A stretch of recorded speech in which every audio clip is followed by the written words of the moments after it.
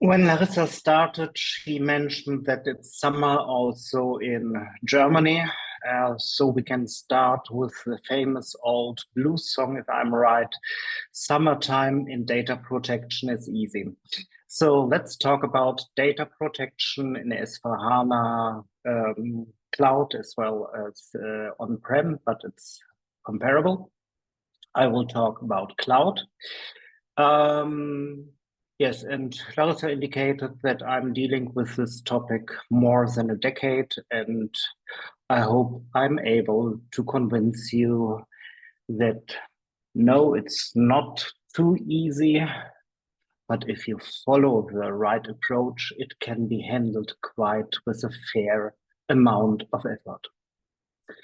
So we are talking about data protection in SAP S/4HANA, processing of data and safeguards for the processing. And I'm talking about your side of the story. So I'm not talking about what we as SAP, as your data processor, are providing under our contractual obligations. I talk about what you have to do in the S/4HANA instance to ensure that data protection is ensured, is reached. Just to bring a short example, even if we do have the best authorization concept for our operations team in place, but you fail in implementing data protection compliant authorizations, there is no help at all. So we're talking about your side of the story. You know the typical SAP disclaimer. Here I'm adding my personal disclaimer, and that's relevant. SAP does not provide legal advice, nor does the presenter.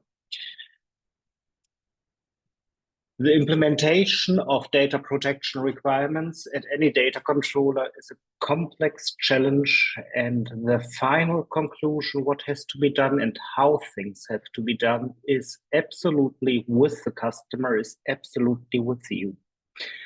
Still, I am tackling some technical concepts, and to have the frame in mind, I need to talk at least about our perception of the legal requirements when we have been implementing, because then you can understand what we have been implementing.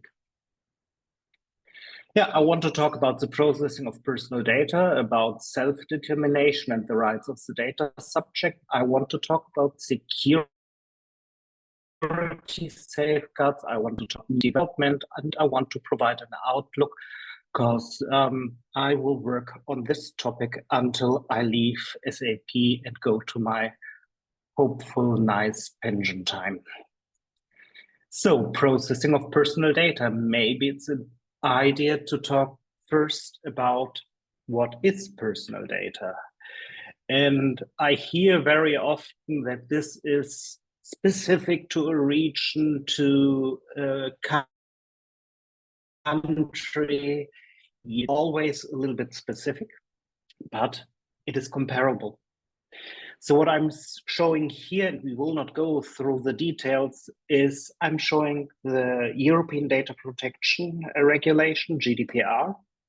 I'm showing quotes from the Indian Data Protection Act. I'm showing quotes from the Data Protection Act of the Kingdom of Saudi Arabia and from the Californian newest Data Protection Act. We could add endlessly additional quotes providing comparable concepts of what does personal data mean. But it's not my job to provide legal education. It's what we are concluding. We assume that the concept data is any information relating to an identified or identifiable natural person. To make this point, it is not about that personal data is only name data or address data. Personal data is any data that allows the identification of a single person. customer events, I'm wearing colored suits. And we had a customer from Switzerland who lost my name, my business card, but he was asking his account executive, I want to get a data protection presentation from your expert in the colored suits. So our account executive responsible for that customer 4 hours at SAP to identify me in a person. Is a person, thousands of employees. So colored suits, data protection experts is already enough to identify me, and then this data is obviously personal data. So we do have a broad concept of personal data, and important for everything you're doing. Keep in mind, it's not only about the name, a national identifier, or an address. Volker, sorry for interrupting. We hear some bad sound, and there is a feedback from the audience. Not sure if it's due to. Give me a second. I close the window, but that's all I can do.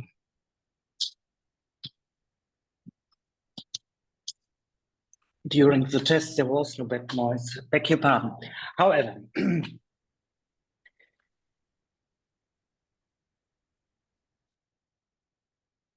so we have been introducing the concept of personal data, and now we have to discuss what does processing mean. And processing of personal data, we can go again through GDPR, Indian Data Protection Act of the Kingdom of Saudi Arabia, or the Californian Data Protection Act. But finally, data processing means or covers in an ERP system simplified any handling of personal data, including storage, deletion, and anonymization. So very often, even in development in the past, I heard, oh, we are not processing personal data. We have just stored it. No, if you store personal data, you are processing personal data. So this is the second broad concept. So a lot of things you are doing is obviously related with the processing of personal data.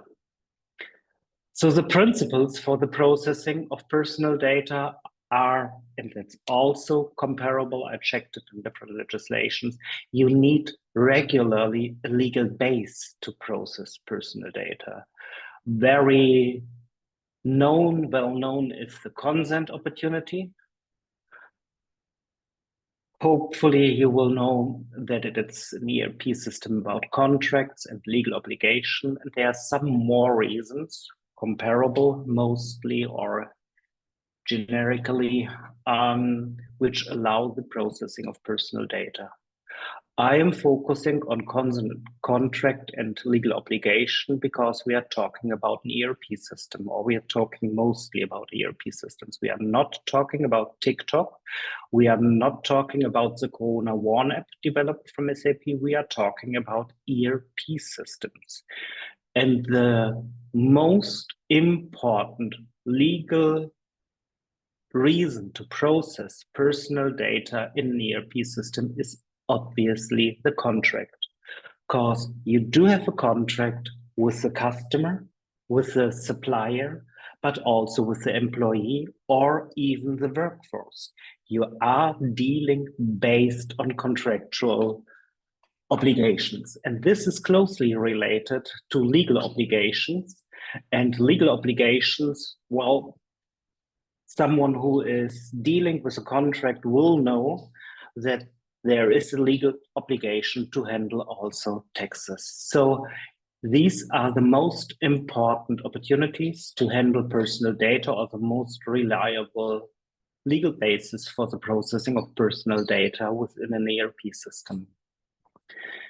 On the slides, you can find later on some more details. I'm stressing contract and legal obligation. Here we do have our most important business in our ERP system, but there's also for consent an opportunity not included in S/4HANA Cloud Edition, but an additional application you can purchase at SAP is the SAP Customer Data Platform. You can also deal with additional opportunities in our software portfolio. Our GSC portfolios contain several opportunities to document at least also the processing based on other legal sources.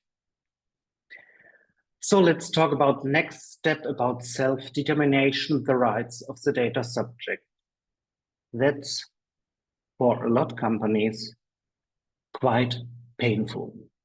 So the data subject, you have the right to get before the processing starts information on what will happen, which data shall get processed. That's something we call prior information. Then you have in all legislative acts I'm aware of a powerful right to get informed on request on the personal data undergoing processing in relation to you. So this is really happening in Europe quite broad, but as far as I know, also already in the United States, starting in California, the data subjects or the persons are requesting, please inform me about the data, about my personal data you are dealing with. And depending on the scope of the data is a huge amount of personal data. You might remember the first discussions on the right of information in Facebook and how many data is related to a person in Facebook. The next important right is the accuracy right. Personal data shall be maintained correctly. The next important topic is automated decision-making that becomes virulent under the conditions of artificial intelligence and machine learning. So here we have some minor differences in the legislative acts, how you have to handle automated decisions. Important is you shall not be subject of an automated decision without the opportunity to interfere against this decision. Then you do have the right to restrict the data undergoing processing. That's also relevant when we talk about liabilities. So you can request that the data shall not get deleted until a court decision has been made in a certain legal case. You do have the right of portability so that you can get a hand out of the personal data undergoing processing. And you have the right that all personal data is gonna erased as soon as the latest purpose and the latest legal retention periods has passed. All this is covered already in certain SAP solutions, or at least most. So when we're talking about the information of the data subject, S/4HANA provides the information retrieval framework.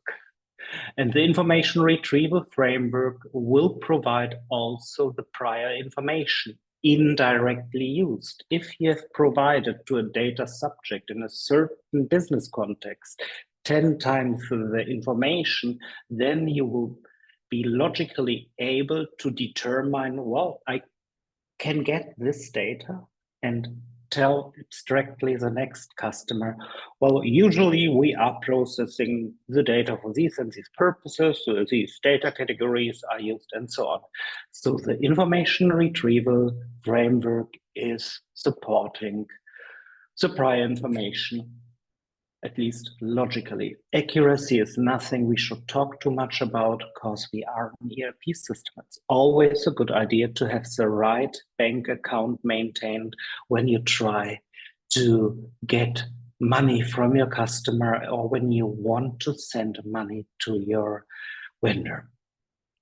Erasure and blocking is supported from the SAP Information Lifecycle Management, SAP ILM, where the usage for data protection is covered in your S/4HANA license. You would need only an additional license if you will use ILM for other reasons, but for everything which is required in standard, like the information retrieval framework, like the information lifecycle management, our policy is you have to have it in the license.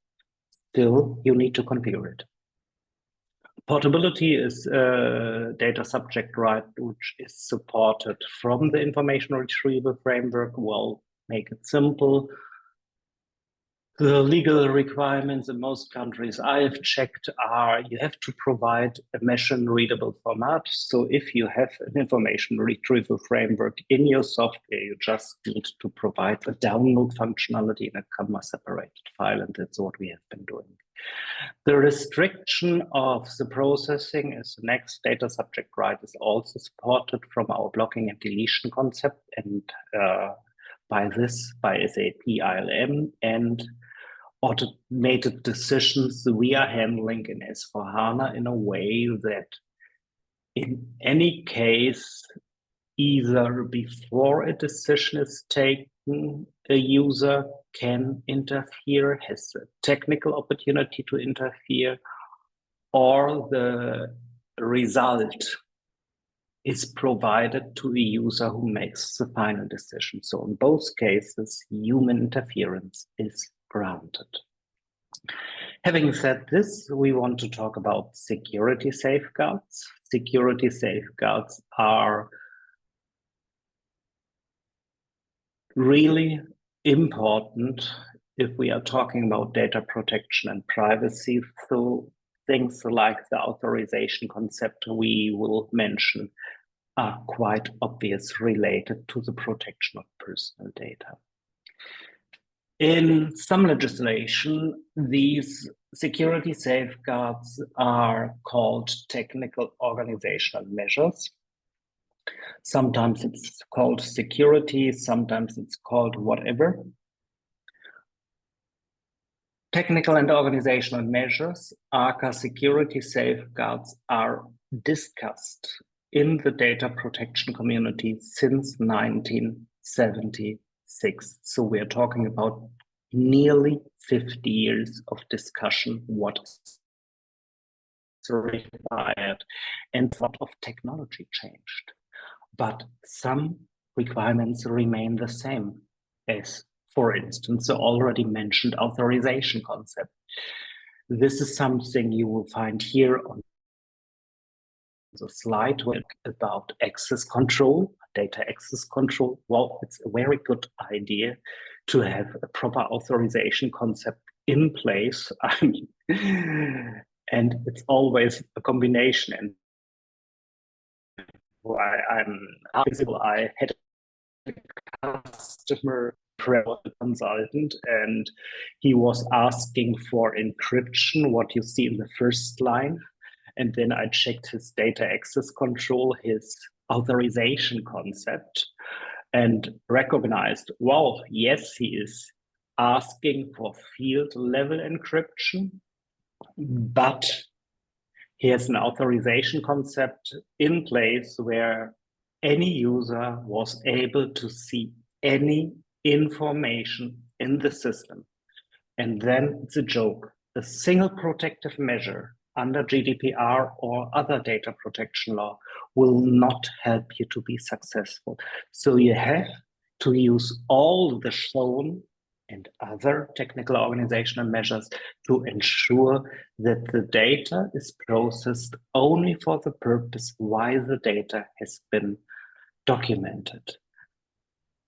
Let's have a short walk through the named requirements. There are examples, partially provided directly in GDPR, partially provided in other legislations.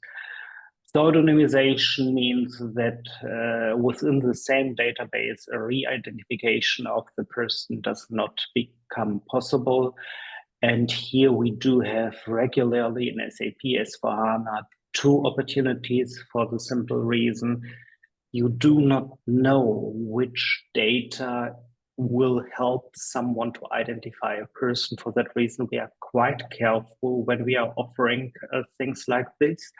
But what we are obviously offering is in cloud the test data refresh service, where you can ensure that the test data sent from productive to test system is scrambled in a way that technical integrity is granted, but the person behind is at least no longer easily identifiable.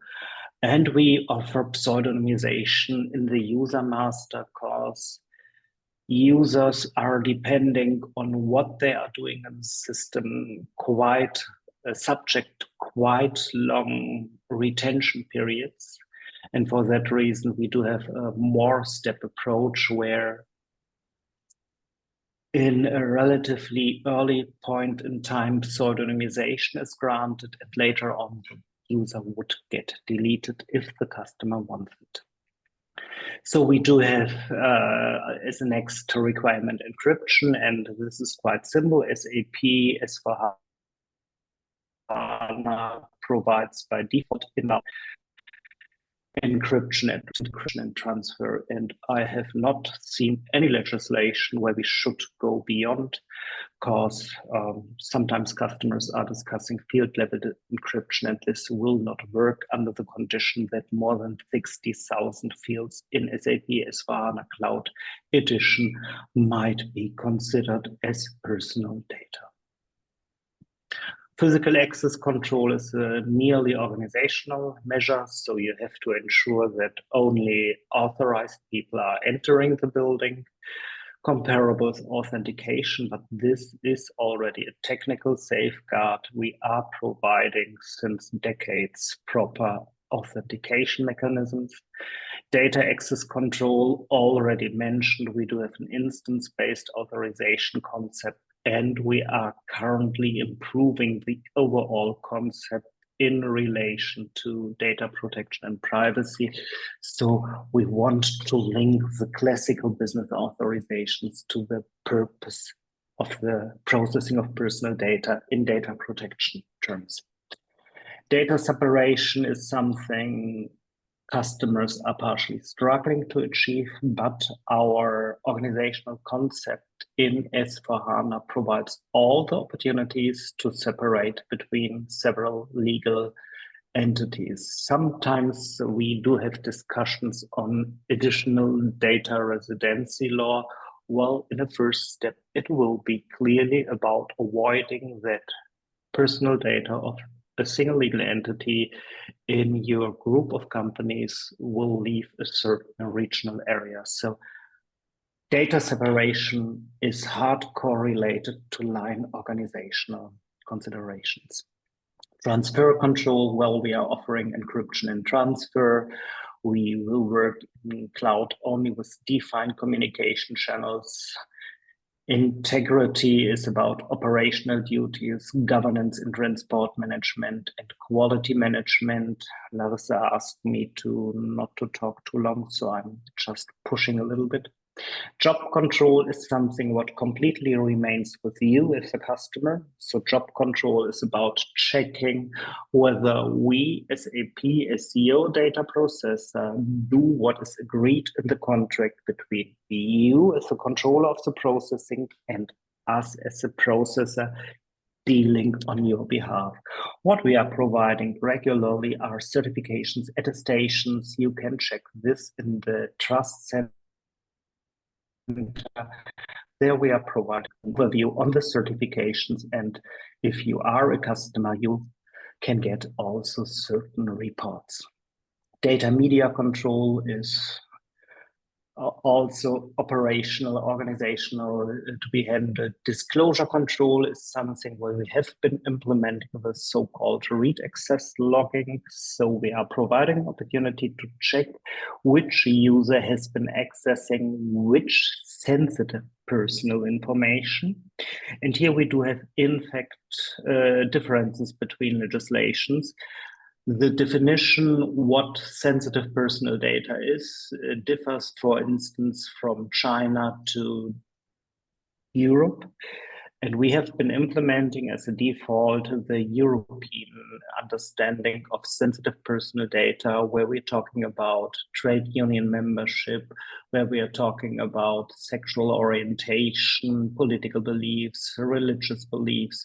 So the typical things where usually a person would not talk on a party about, simplified.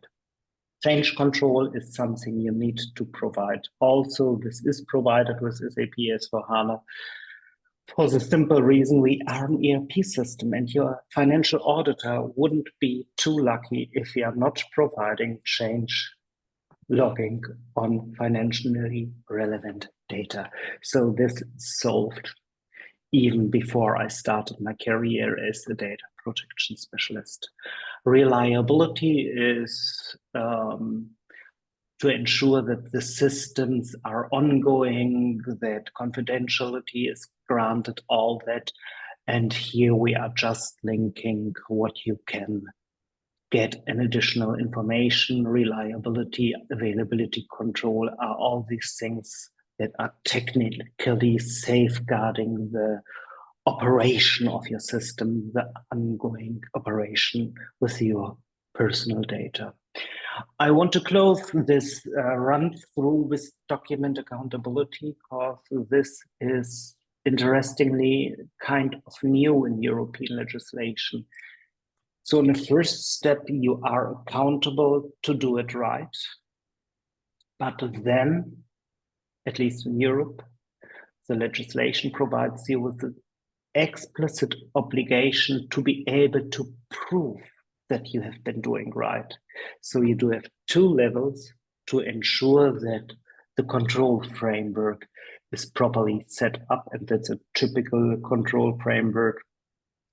Most of you will have themes, comparable control frameworks when we talk about financial legislation, tax legislation, or general compliance in a company. Well, control is always about defining, identifying, checking.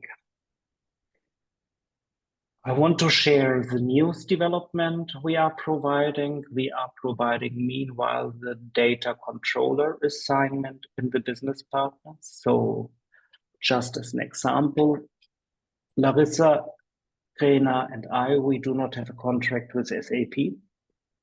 We do have a contract with a single SAP entity.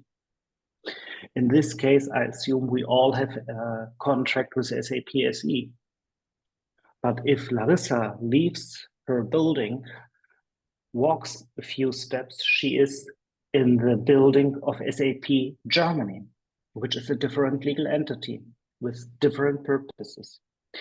And the separation of data according to the legal entities is a key concept when we're talking about data protection and privacy. So SAP Germany is providing consulting.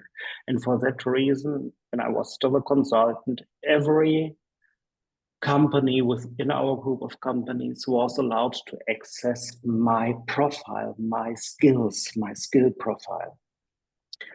This is not required when I'm office person doing data protection. They will not sell me to a customer, and for that reason that wouldn't make any sense to share all my skill data with all entities at SAP. So you need to have this in the software, and that's the newest development that we finally made it to ensure that you can split business partners to data controllers, but even assigning a business partner to more than one data controller, because that might also happen.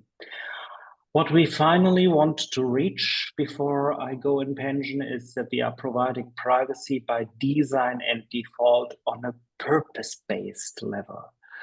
And that's really what I'm dreaming of. I want to achieve data separation by purpose so that data collected for different purposes is really handled completely different. So you're separating the data on the database during the processing. You do partial deletion when parts of the data has no longer a purpose. You organize the distribution to the systems based on the purpose of why a certain system should receive certain data, and you organize your data subject information based and structured by purpose. And in addition, what the customer would get if he would implement all this, well, all the data protection reporting can be highly automated because you need the purpose, you need the data categories. When we are talking about the records of processing activities, when we are talking about privacy impact assessments, but also to conclude which technical organizational measures are the right technical organizational measures, you have to conclude on the data and the processing and the purpose why something is done. Just as a closing example, potentially, we are collecting in our HR solutions racial indicators. You might discuss this, but in some countries, we do have even legal obligations to process this.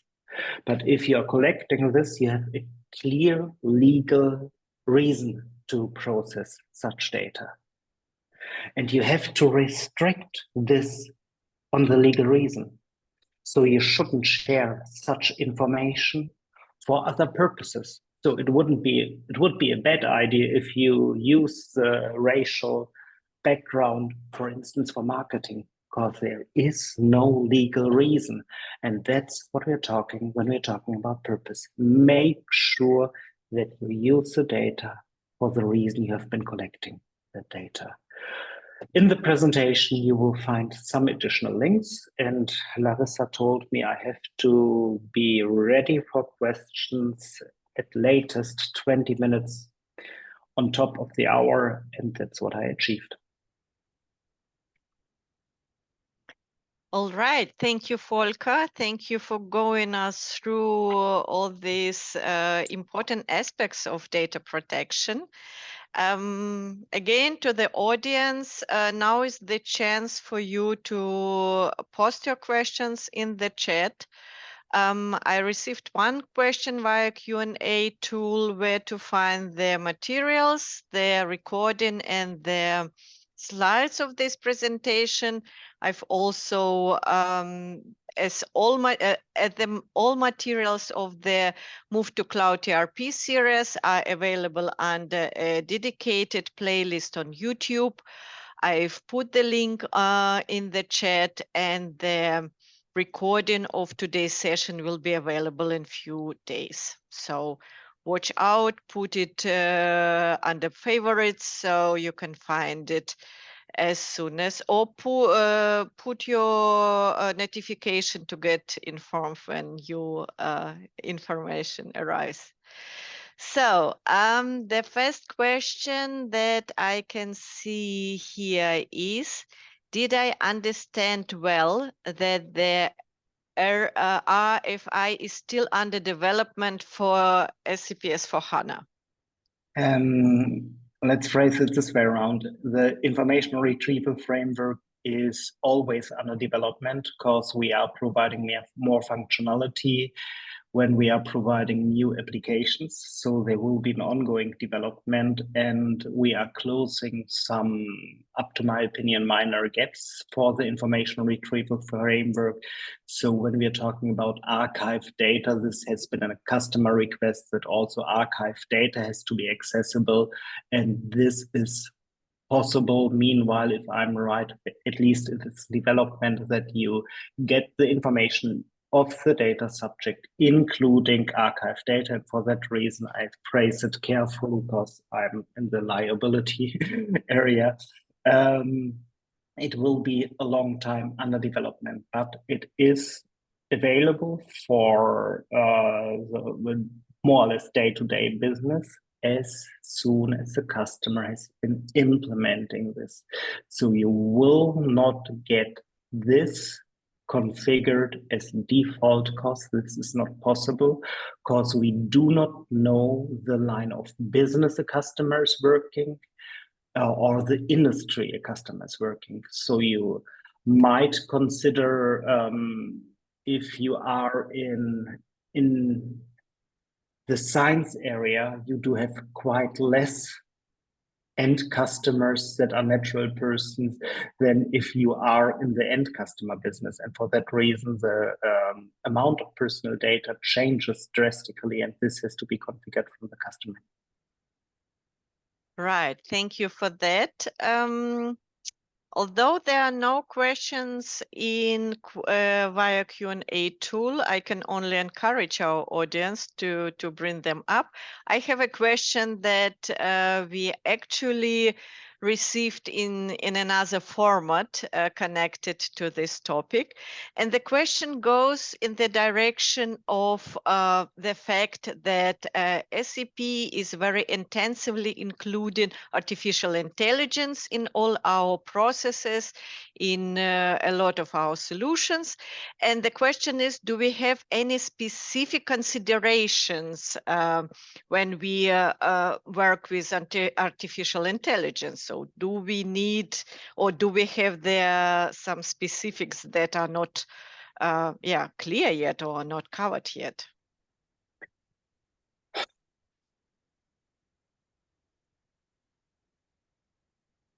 We do have several instances meanwhile created how we develop artificial intelligence when we are talking about compliance.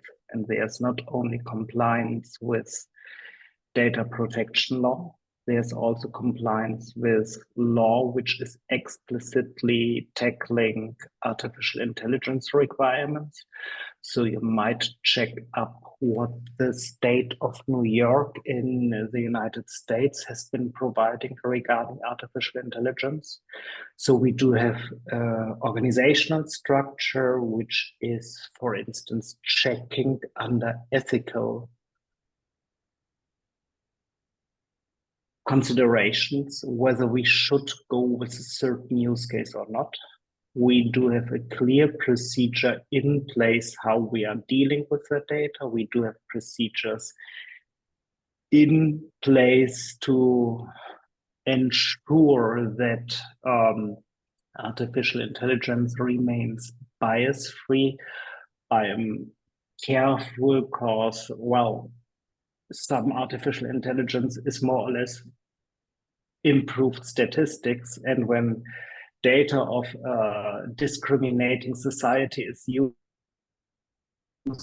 to check what the data has already the bias, and then it's hard to ensure that the bias will not be in the algorithm. That's something you know if you have read in the past, also the Facebook fails regarding bias-free artificial intelligence, but we are working on it. We do have, and that's something where I'm not allowed to go into the details, but we do have a secure development and operations life cycle with certain standards. And we do have, meanwhile, if I'm right, 5 of such standards granting the compliance and security of artificial intelligence. Yes, we are perfectly aware of the challenges that come with artificial intelligence when we are talking about personal data. And I have the clear impression that it's responsible. And for S/4HANA, I can personally grant that we do have a governance procedure in place that we check on a regular basis a certain quote of all the artificial intelligence projects in S/4HANA. So we do have a dedicated resource doing this, at least partially. So yes, we check it. We try to remain responsible. No, we are responsible.